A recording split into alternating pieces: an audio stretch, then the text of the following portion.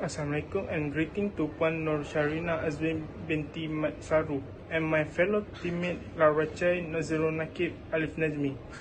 I am Muhammad Nur Hisham bin Hasbullah from class DPR 4B. My metric number is 14 DPR 19F 2042.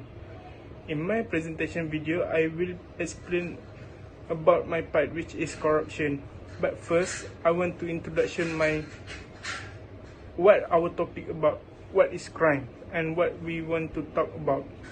So, what is crime? A crime is any action breaks the formal laws of a society and for which a person can be punished. In ordinary language, a crime is an unlawful act punishable by a state or other authority. The term crimes does not, in a modern criminal law, have any simple and universally accepted definition. Thought statutory definition have been provided for certain purpose. Next is what crime we want to talk about, which is a rocket suddenly is in the past few years are corruption, cybercrime, sexual harassment, and child abuse. That's it. Let's continue to my main topic, corruption. So, what is a corruption? Corruption is a form of dishonesty or a criminal offense which is undertaken by a person or organization which is entrusted with a position of authority in order to acquire illicit benefits or abuse power for one's personal gains. Corruption may involve many activities which include bribery and embezzlement. Now I want to explain my bar chart. Firstly, title. The number of investigation papers opened by the Malaysia Anti-Corruption Commission MACC between 2018 to 2019. I am differentiate the year between 2018 to 2019. My vertical axis show investigation paper of corruption cases. My horizontal axis show the type of cases, which is accepting bribery, giving bribery, false claim, and misuse position. And first of all, we can start accepting bribery. There is a dramatic increase from 267 cases in 2018 to 374 cases. Next, we can see the next cases giving bribery. The bar chart shows a static but raised a few cases in 2019, from 94 in 2018 cases to 88 cases. Subsequently, the false claim cases upward in 2019 by 260 cases in 2018 to 285 in 2019. At last, misuse position show bar in static position, but there is steady increase in 2019 by 106 cases in 2018 to 105 cases in 2019.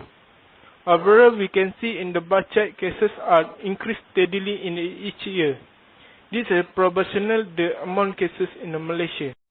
Consequently, the impact of corruption goes beyond the corrupt individual, the innocent scholars who are implicated, or the reputation of the organization they work for. Ultimately, Malaysians are the ones who lose out.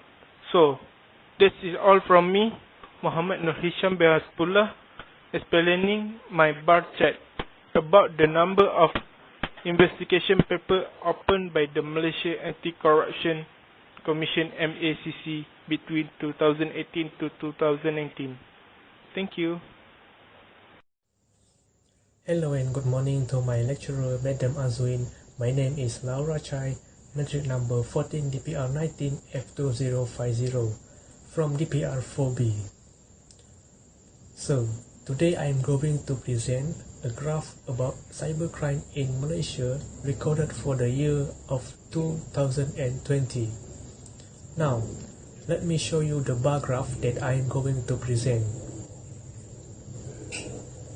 The bar graph illustrates about number of cybercrime cases that happened in Malaysia between the month in 2020. Firstly, the horizontal axis represents months and vertical axis represents the number of cases. It can be seen that the number of cybercrime decreased slightly from 1,074 cases on January to 943 cases on February 2020. Meanwhile, the cases on March and April constantly increased from 1,091 cases to 1,488 cases. Then there was a sharply decrease in May from 1,045 cases to 871 cases in June. The cases continually to decrease from 642 cases on July, 611 cases in August, and 601 cases in September.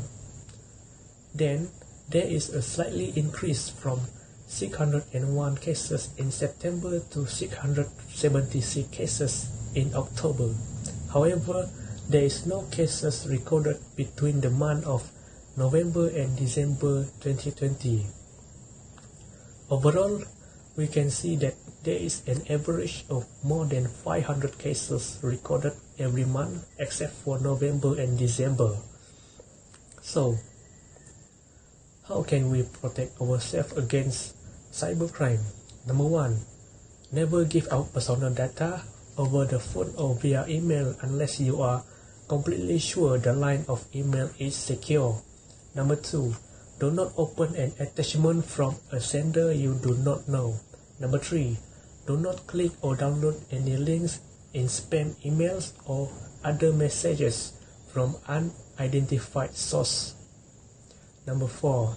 Check the authenticity of the organization involved by calling the companies using the number on their official website. Number 5. Use strong passwords that people will not guess and do not record them anyway. And lastly, ensure that your antivirus software and operating system are up to date to protect your device from the latest security threats. That's all from me. Thank you for listening. Assalamualaikum warahmatullahi wabarakatuh. My name is Muhammad Nazrul Nakib Misman, metric number 14 DPR 19F2052. Today I want to talk about sexual harassment. What is sexual harassment? Sexual harassment refers to an unwanted or unwelcome conduct that is sexual in nature. It may be committed physically, verbally, non-verbally, psychologically, or visually, which may cause the person being harassed to feel humiliated, offended, or threatened. There are 4 sexual nature. The first one, physical. Assault or blocking movement, inappropriate touching of a person or kissing, hugging, petting, and stroking. The second one, verbal. Comment about clothing, personal behavior, or a person's body, sexual or sex based on jokes, requesting sexual favor, or repeatedly asking a person out. The third one, non-verbal. Looking up and looking down a person's body, derogatory gesture of a facial expression of a sexual nature, and following a person.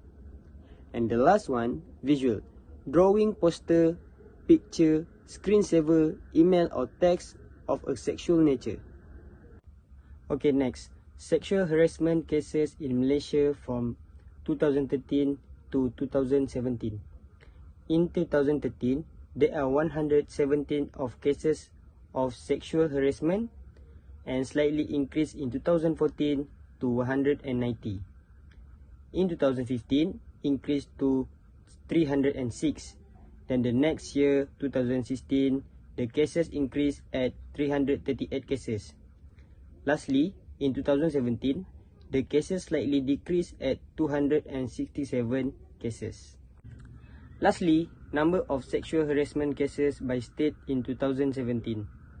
We start from Sabah, 23 cases, Sarawak, 8 cases, Pahang, 7 cases, Terengganu, 2 cases, Kelantan and Kedah, 10 cases, Perlis, 6 cases, Pulau Pinang, 12 cases, Perak, 23 cases, Selangor, 42 cases, Putrajaya, 46, Negeri Sembilan, 21, Melaka, 13, and lastly, Johor, 44 cases.